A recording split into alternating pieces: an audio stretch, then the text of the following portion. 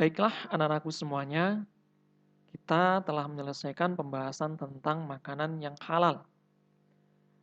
Selanjutnya kita akan masuk pada poin berikutnya yaitu membahas tentang makanan haram. Bapak harapkan sampai dengan ini kalian tetap semangat, tetap konsentrasi, tetap bersabar dalam menuntut ilmu, dan selalu ambil poin-poin positif dari pelajaran pada kesempatan kali ini supaya menjadi ilmu yang bermanfaat. Baiklah anak-anakku, kita awali dari pemahaman atau pengertian makanan haram. Dalam fikih, makanan haram adalah makanan yang dilarang untuk dikonsumsi menurut syariat Islam. Kita tadi sudah belajar syariat Islam itu adalah segala ketentuan yang bersumber dari perintah Allah Subhanahu wa taala dan Rasulullah Shallallahu alaihi wasallam yang tercantum di dalam Al-Qur'an dan Al-Hadis. Kemudian untuk dalil atau dasar hukum makanan haram, makanan itu disebut makanan haram adalah perintah Allah yang tercantum dalam Quran surat Al-A'raf ayat 157 yang berbunyi A'udzu billahi minasyaitonir rajim. Bismillahirrahmanirrahim. Wa yuhillu lahumut thayyibat wa yuharrimu 'alaihimul khaba'is. Yang artinya dihalalkan bagi mereka yang baik-baik dan diharamkan bagi mereka yang buruk-buruk. Dalam ayat tersebut ada istilah at-thayyibat dan ada istilah al-khaba'is. At-thayyibat adalah sesuatu yang baik-baik. Wa yuhillu lahumut thayyibat. Sesuatu yang baik-baik. Dan al-khaba'is adalah sesuatu yang buruk-buruk. Wa yuharrimu 'alaihimul khaba'is. Al-khaba'is, sesuatu yang buruk, yang jelek, yang kotor, yang menjijikkan. Ini adalah masuk dalam kategori al-khaba'is. Selanjutnya, dalil tentang makanan haram juga terdapat dalam Al-Quran surat Al-Ma'idah ayat 3, yang artinya dari ayat tersebut adalah diharamkan bagimu memakan bangkai, darah, daging babi, daging hewan yang disembelih atas nama selain Allah, yang tercekik, yang mati terpukul, yang mati jatuh, yang mati ditanduk, yang mati diterkam binatang buas, kecuali yang sempat kamu menyembelihnya. Dan diharamkan bagi kamu yang disembelih untuk berhala atau sesajen. Dan diharamkan juga mengundi nasib dengan anak panah. Supaya kita lebih jelas lagi memahami tentang jenis makanan haram, maka simak kategori jenis makanan haram sebagai berikut. Yang pertama adalah haram aini, atau mungkin bisa juga dikatakan haram lizatihi. Haram aini atau haram lizatihi. Maksudnya adalah hukum asalnya memang sudah haram. Aslinya sudah haram. Yang termasuk dalam haram aini ini adalah dari kategori hewan. Di sini ada babi, ada anjing, ada buaya, ular, dan lain sebagainya. Lebih detail nanti kita bahas di bab 3 fikih kita tentang binatang halal dan haram. Selanjutnya, ada juga contoh dari nabati atau dari tumbuh-tumbuhan. Ini contoh haram aininya terdapat pada tanaman ganja, tanaman kecubung, ada juga trompet setan yang kembangnya seperti trompet, dan sebagainya. Karena tumbuh-tumbuhan tersebut mengandung sifat memabukkan, membuat orang tidak sadar, membahayakan bagi tubuh dan jiwa manusia, maka menjadi berkedudukan sebagai tanaman yang haram aini. Dan ini tidak boleh dimakan oleh umat Islam. Kemudian yang masuk kategori haram aini lagi adalah semua benda yang berasal dari perut bumi. Ya, selain air, ada timah, ada aspal, ada logam, dan lain sebagainya. Itu adalah benda-benda berbahaya yang tidak boleh itu tercampur dalam atau dicampur dengan makanan untuk dikonsumsi umat Islam. Karena sifatnya yang membahayakan bagi kesehatan dan tubuh manusia. Jenis haram yang kedua adalah haram sababi. Haram sababi atau biasa disebut juga dengan haram li ghairihi. Haram sababi atau haram li ghairihi ini, hukum asal makanan tersebut adalah halal sebenarnya. Tetapi berubah karena adanya sebab. Dan sebab tersebut ada dua macam. Pertama, sebab cara memperolehnya, dan yang kedua, sebab cara mengolahnya. Contohnya adalah sebab cara memperolehnya karena makanan tersebut ternyata diperoleh dengan cara membeli menggunakan uang hasil mencuri, uang haram, hasil menipu, hasil dari riba, yaitu melipat gandakan bunga pinjaman dan lain sebagainya. Lah inilah yang membuat makanan tadi yang semula hukumnya halal berubah menjadi haram karena adanya sebab cara memperolehnya. Sebab yang kedua adalah cara mengolahnya. Makanannya semula halal karena dimasak dengan alat bekas memasak makanan haram. Misalkan habis memasak daging babi dan sebagainya, tidak dicuci tapi langsung dipakai untuk memasak makanan halal tersebut, atau juga dimasak dengan menambahkan bumbu-bumbu, misalkan minyak babi dan sebagainya, atau bumbu lain yang haram, maka status hukum dari makanan tersebut yang semula halal berubah menjadi haram. Karena adanya sebab, yaitu cara mengolahnya yang melanggar ketentuan syariat Islam.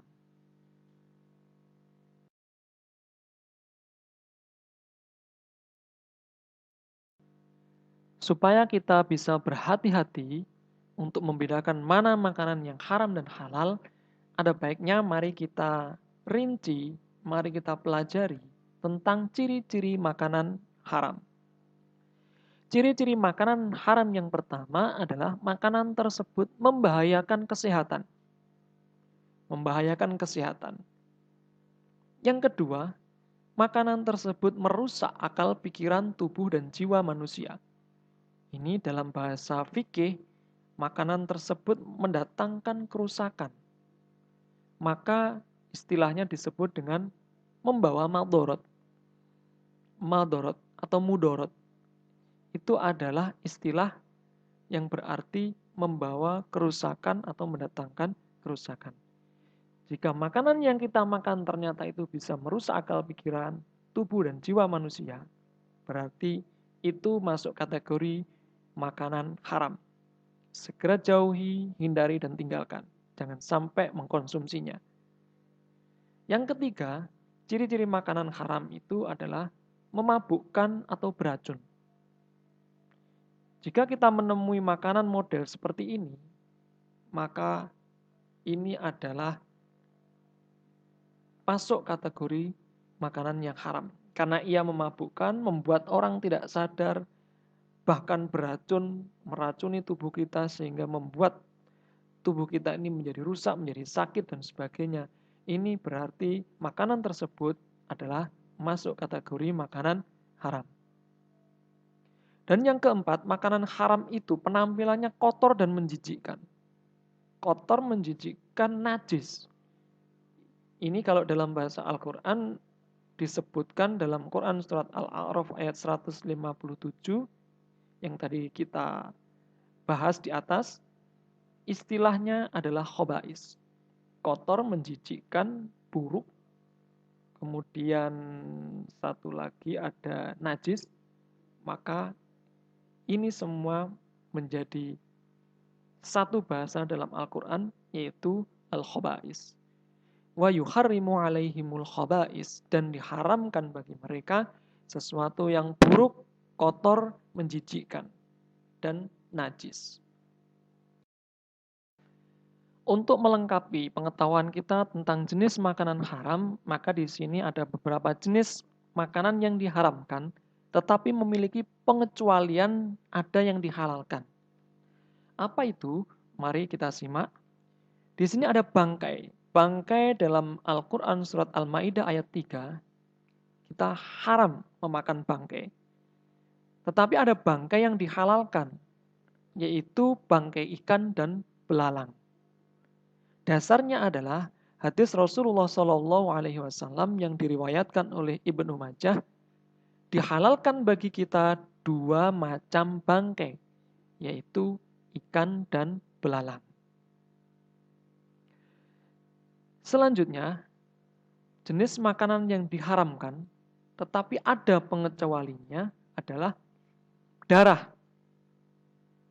Dalam Al-Quran surat Al-Ma'idah, setelah bangkai ada darah. Apapun jenis darahnya yang dimasak, itu adalah haram bagi kita untuk memakannya. Kecuali ada dua macam darah yang dihalalkan, yaitu hati dan limpa binatang halal. Boleh dimakan. Kita harus berhati-hati, darah ini kalau diolah, kemudian kita tidak paham, maka kita akan terjebak memakan makanan yang haram. Darah ini biasanya kalau di lingkungan kita, itu digoreng. Cara masaknya digoreng, kemudian diiris-iris, dan penampilannya nyaris mirip tahu yang di bumbu bacem, atau kayak hati yang digoreng. Maka kita harus teliti sebelum kita membeli atau mau mengonsumsi. Nah, dalam bahasa umum di masyarakat, darah yang dimasak, digoreng seperti ini, ada yang menyebut didih, ada yang menyebut saren, dan ada juga yang menyebut maras. Tiga istilah ini adalah sama. Intinya adalah darah yang digoreng. Sehingga kalau kita tidak berhati-hati, kalau kita masuk ke warung, ke depot, ke restoran, ada sajian seperti ini, maka hati-hati.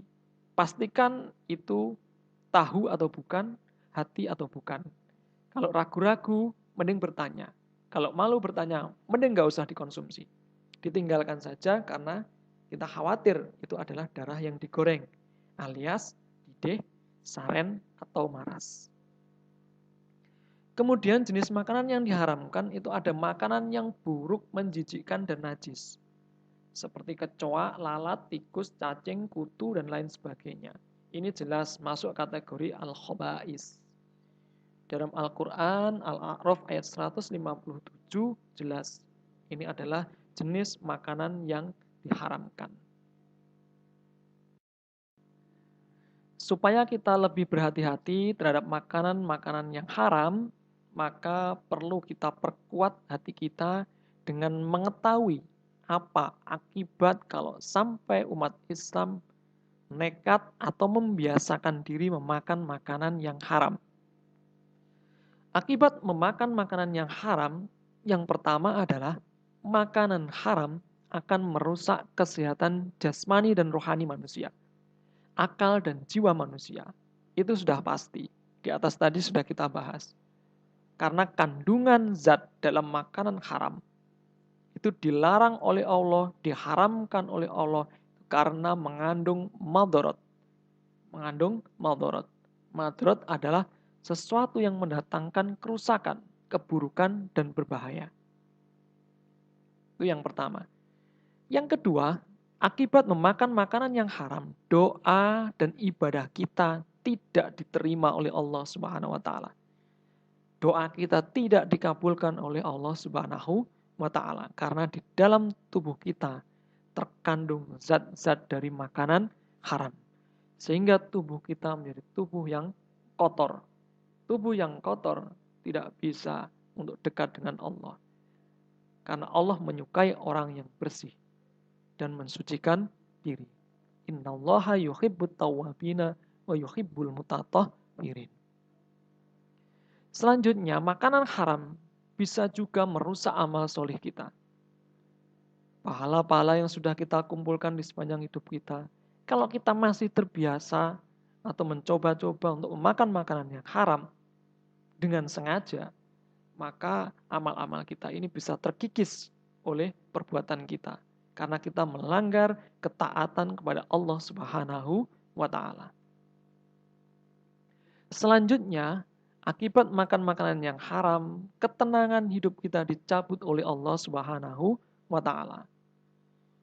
Bisa dibayangkan kalau kita punya kehidupan yang tidak tenang, hati yang selalu kemerungsung, gampang panik, berpikir tidak tenang, apapun yang dilakukan hanya mengikuti hawa nafsu, maka ini sangat berbahaya bagi hidup kita. Kemudian akibat selanjutnya adalah menyebabkan keturunan kita menjadi rusak. Di dalam tubuh kita kalau mengandung zat-zat dari makanan haram, maka nanti akan memunculkan zat genetik yang menurun kepada anak-anak kita. Maka jangan heran kalau nanti ada anak-anak yang sulit diatur, sulit untuk diajari ngaji, sulit untuk diajak berbuat baik, berat sekali untuk diajak beribadah, bahkan keturunannya cenderung untuk menuruti hawa nafsu dan pola kehidupannya jauh dari tuntunan agama Islam. Maka kita harus hati-hati. Itu bisa jadi adalah akibat dari kebiasaan memakan makanan yang haram.